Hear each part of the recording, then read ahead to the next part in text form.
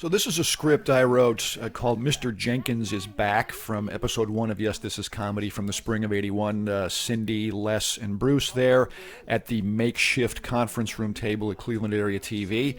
And I'm about to enter here. This sketch is a rare case of me doing broadly physical shtick.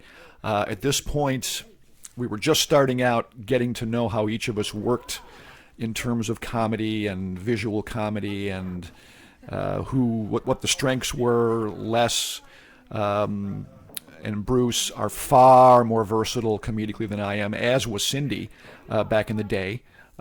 She appeared in this first show as well as our third show.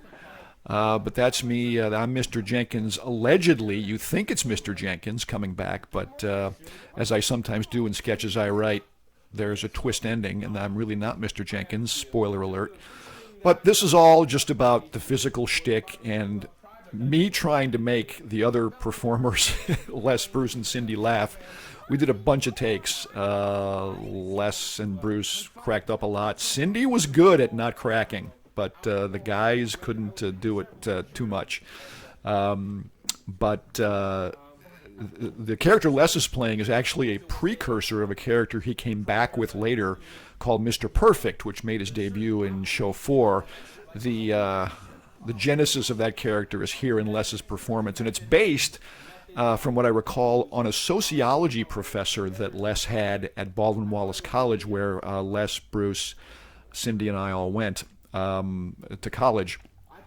The professor's name was Professor Trebig, I believe, so Les is sort of emulating him here. The outtakes of this are actually pretty funny, but there are also a lot of them, and there's no need for you to see them.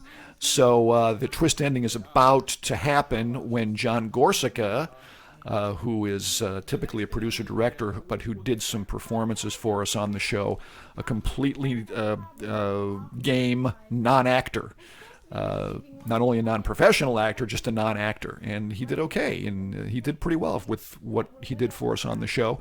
And he's about to show up now as the wah-wah-wah punchline of Mr. Jenkins. And I just want you to know that this was 1981, and Massive Head Wound Harry from SNL, Dana Carvey, didn't happen for a few years. So we were ahead of the massive head wound comedy subgenre. We were groundbreaking. What can I tell you? There's John playing Mr. Jenkins.